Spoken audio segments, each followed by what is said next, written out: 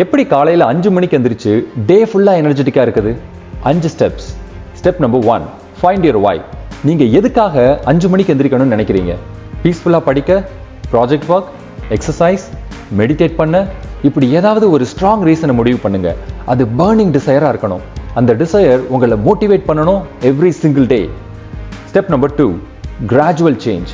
ஒரே நாளில் திடீர்னு 5 மணிக்கு எந்திரிக்க ட்ரை பண்ணுறதை விட 15 இல்லைனா 30 நிமிஷத்துக்கு முன்னாடி எந்திரிக்க ட்ரை பண்ணுங்க. போக போக இன்க்ரீஸ் பண்ணிக்கிட்டே போங்க. 7 to 8 மணி நேரம் தூக்கம் அவசியம். ஸோ அதுக்கு ஏற்ற மாதிரி முன்னாடி நாள் நைட்டு பெட்டுக்கு போங்க. இந்த மாதிரி ஸ்லோ சேஞ்ச் உங்களுக்கு லாங் டேர்முக்கு இதை பழக்கமாக்க ஹெல்ப் பண்ணும்.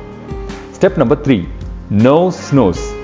ஒரு சபதம் எடுத்துக்கங்க, நான் ஸ்னூஸ் பட்டன் அமுக்க மாட்டேன் அப்படின்னு. நான் எப்போ என்னோட மொபைலை பெட்ரூம்லேயே வைக்கிறேனோ அப்போல்லாம் நான் ஸ்னூஸ் பட்டனை தட்டிட்டு தூங்கிடுவேன். ஸோ நான் மொபைலை பெட்ரூமுக்கு வெளியே வைக்க ஆரம்பிச்சிட்டேன்.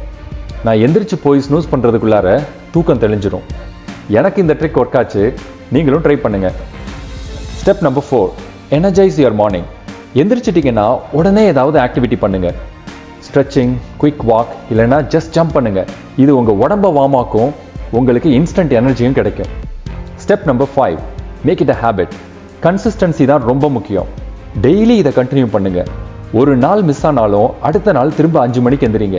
கொஞ்ச நாள்ல அதுவே பழக்கமாயிடும். அப்புறம் உங்க வாழ்க்கையே வேற லெவலுக்கு மாறிடும். சக்சஸ்ஃபுல் பீப்புள் ஏர்லி மார்னிங் எந்திரிச்சு ஃபாலோ பண்ற மார்னிங் ரொட்டீன் தெரிஞ்சுக்க கீழே இருக்க லிங்கை கிளிக் பண்ணுங்க.